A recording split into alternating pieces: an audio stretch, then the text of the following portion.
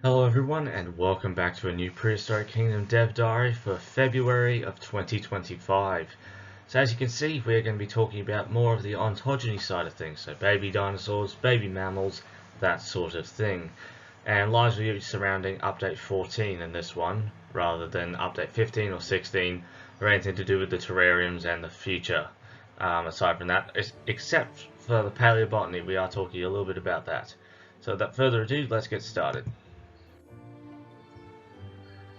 It's been almost 66 million years since the last blog post, or has it? Thanks to your support, we've been releasing mini status reports every Wednesday over on our Patreon. These reports include exclusive baby reveals, concept art, and weekly information about what we're working on. While some of the Patreon content will be shown in this dev diary, there's still a few things that we won't be showing here. To touch on when we last spoke about our financial situation, we want to take a moment and thank you all for your help. Your support on Patreon has not only helped us immensely, but shown us just how important our project is to the community. If you can help spread the word or afford to offer a donation, the team would greatly appreciate it. For now though, Prehistoric Kingdom is not going extinct. So well done on everybody. We're keeping this game alive. Yeah,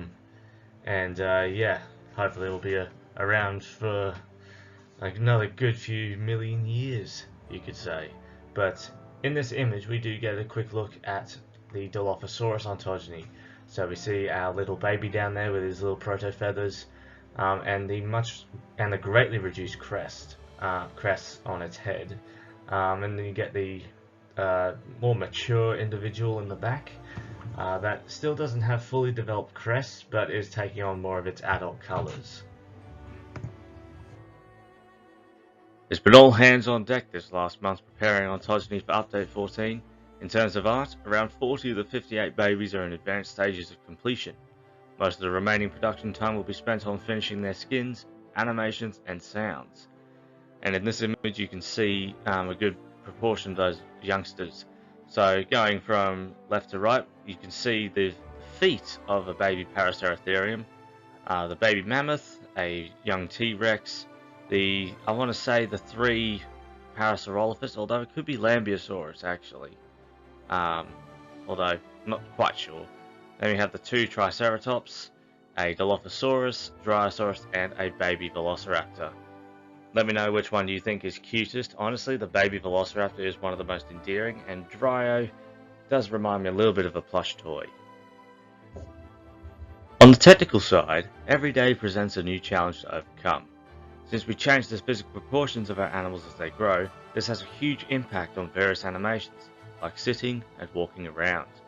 Our amazing programmers have been developing new tech to help support our seamless growth systems, allowing us to correct limb inverse kinematics with age, reposition the vertical offset of young animals while resting, rolling and sleeping, reproject root motion to better sync movement speed to their new leg lengths, swap between nav mesh sizes as animals get bigger, prevent animals from growing if a space is too small, swap locomotion and key animations as animals age up, and we've also improved the way we handle animal selection with an optimized set of colliders that scale and stretch based on age. This lets us keep the selection accurate regardless of an animal's current growth stage. Thinking about all the implications that come with seamless growth, there's a good reason why games haven't really done this before. It has to scale, it has to react, and it's a big technical hurdle to solve. But we're giving it our best shot and are proud of the results thus far. And now for some audio across the T-Rex growth stages.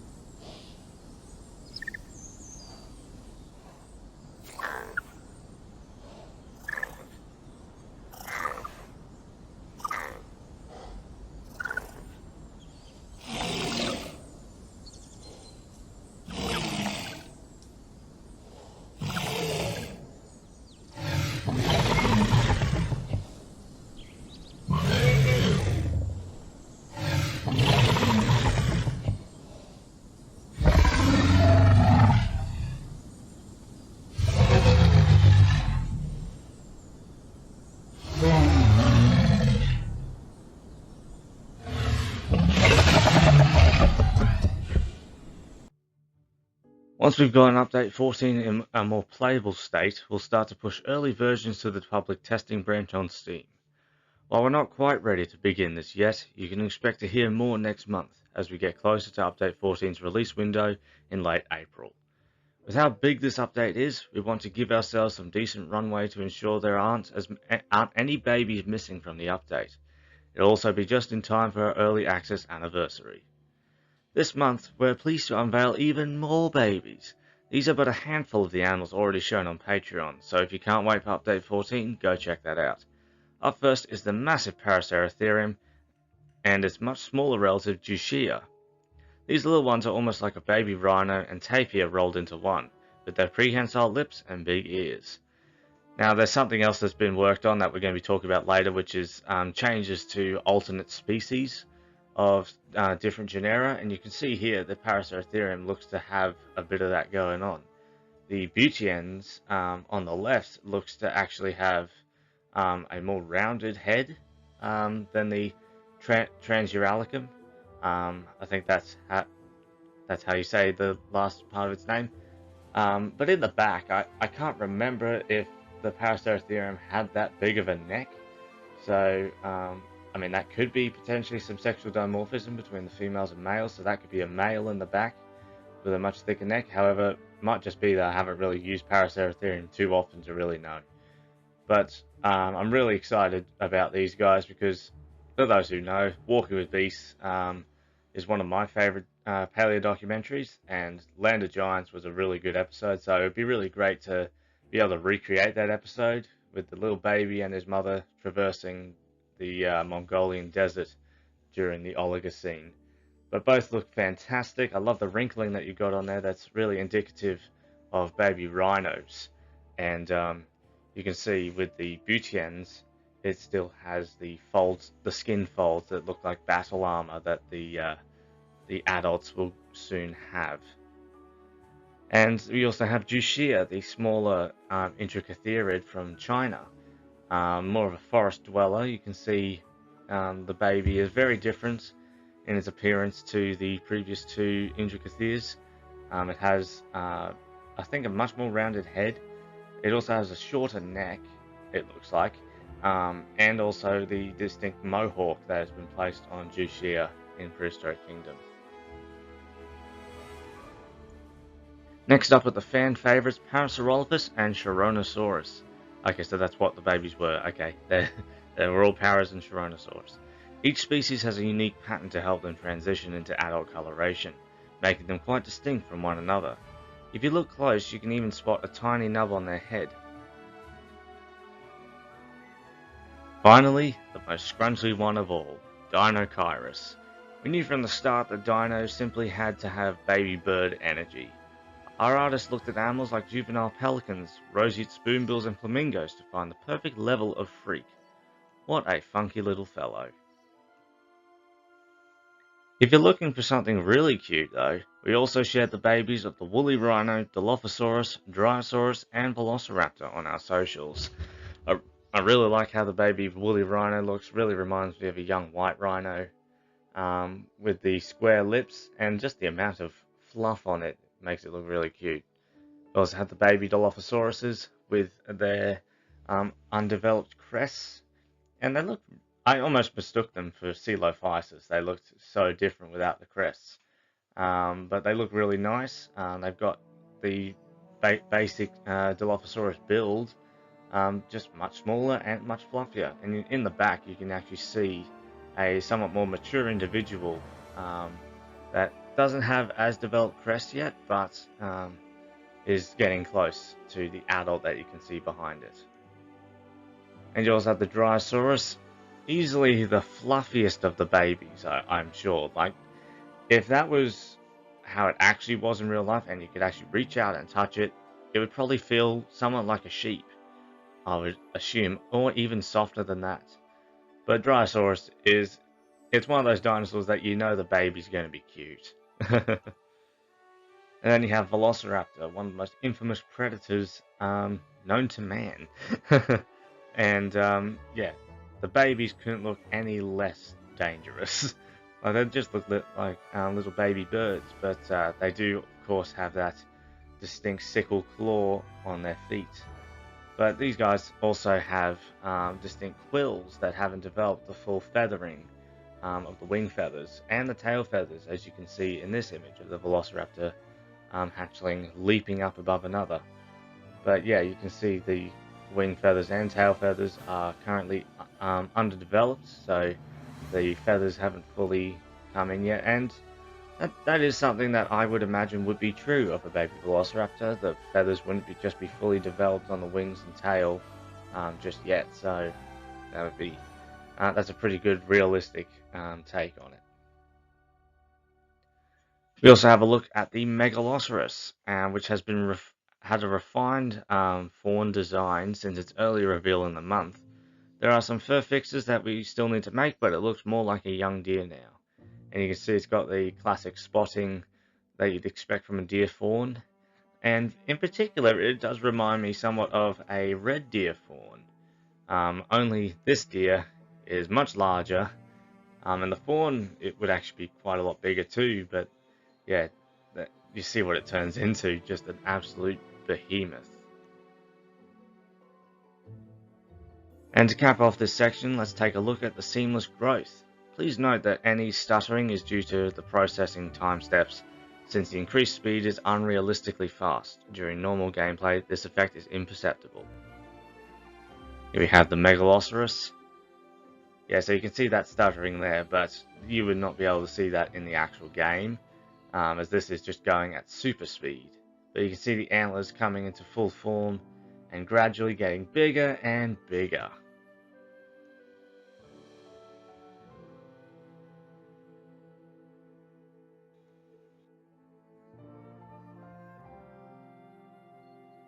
Thanks to recent tech advancements, we're also taking the time to improve the visual differences of alternate species in Update 14.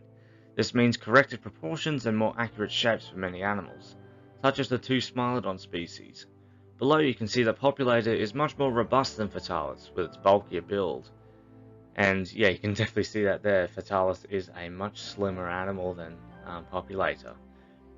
And you can also see that Fatalis is sleek with a skinnier face, limbs and reduced shoulders, and we even gave it the cheek ruffs from the original concept art. The fur length will also be reduced on Populator's ears, but they look stunning. Like the cheek ruffs is something that is a good design choice, as Smilodon very well could have had it, but it's not confirmed yet. But certainly, if you want to lean into the whole saber-toothed tiger side of things, even though they're not tigers and not even in the Panthera genus, it is a cool design choice and really makes them stand out. But I don't know which one I would prefer running into. I don't think I prefer either of them, because yeah, those eyes, they look at you as if they'd like to eat you. So yeah, but they look amazing. And one other thing, I would actually like to see the Smilodon gracilis added, as I think it would be good to have all three Smilodon that we know of in the game, just to, you know, make it complete the family there, or the genus.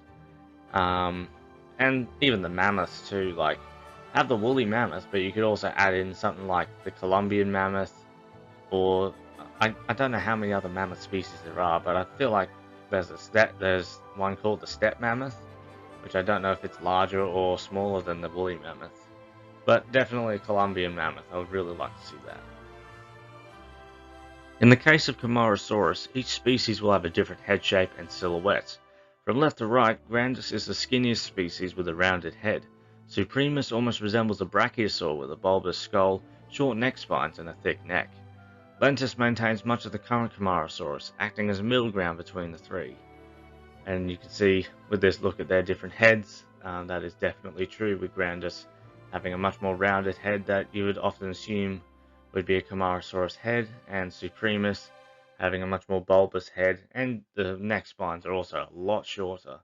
And you can also see the start of that thick neck, and Lentus being a mix of the two.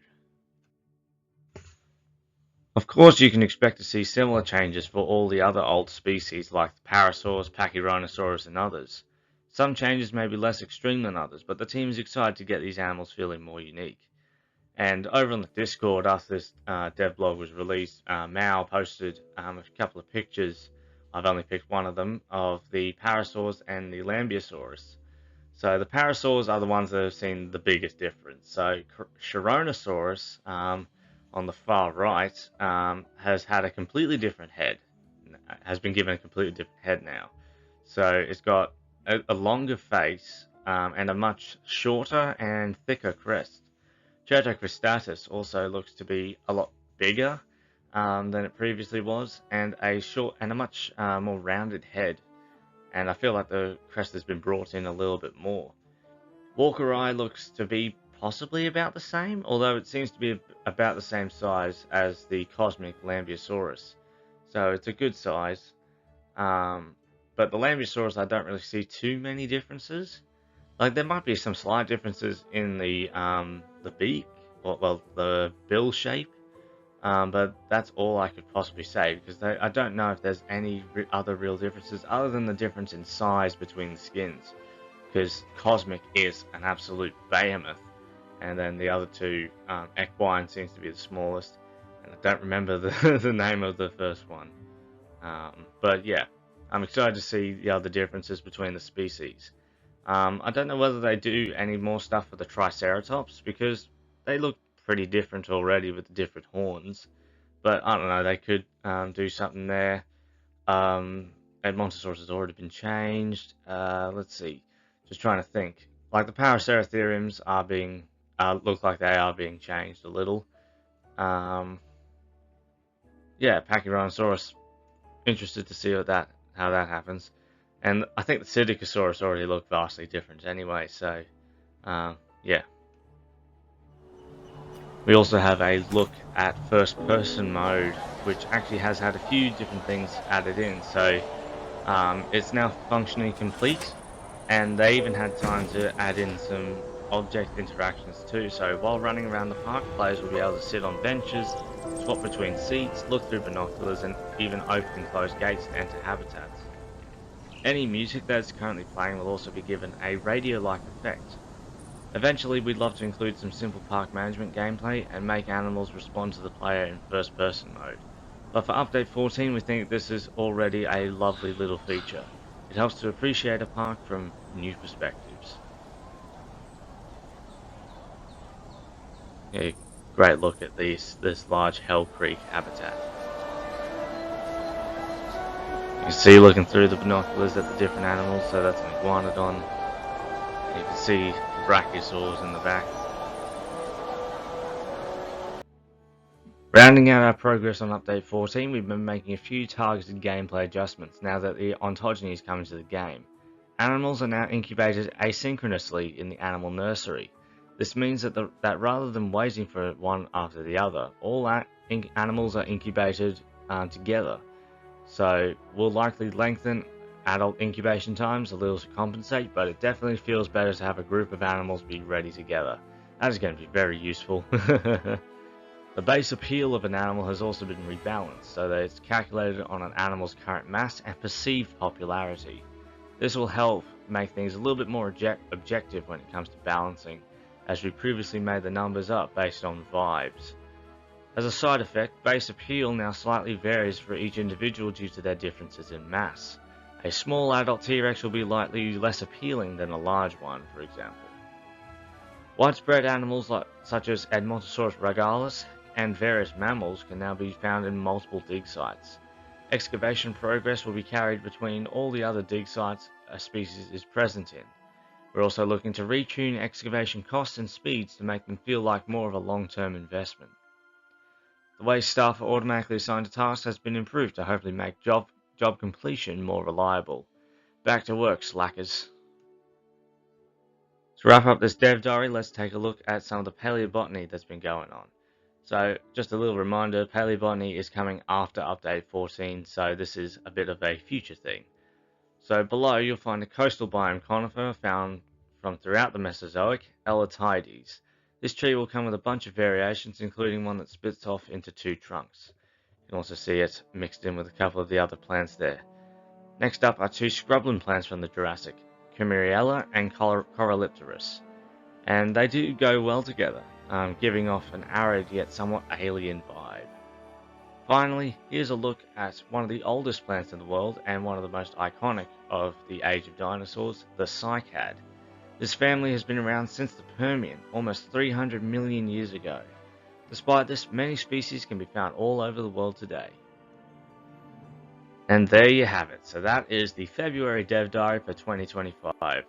Let me know which feature you're most excited for, although I feel like it's undoubtedly the ontogeny system. But on that note, which baby design do you think is your favorite right now? So there have been a good few babies shown off, like one that wasn't shown in this video, but we've covered before, is the Apatosaurus youngster. So there's another one, but yeah, go down in the comments and let me know which little dinosaur or little mammal is your favorite from the new ontogeny system, and which baby dinosaur or baby mammal you're most excited to see next. I think I'm most excited to see a baby Spinosaurus. That one will be really cool to see. And the Smilodon cubs, I'm excited to see them too. We've seen cave lion cubs, so I don't think they'll look too different from that. But this is the team of Prehistoric Kingdom, that if they can pull off something really interesting, they will certainly do so. So yeah, excited to see all that stuff. Baby cave bear too wouldn't be too bad to see. Or even the baby Laspaterium. There's a whole list. But yeah, leave those in the comments, and I'll see you all in the next video. Bye bye.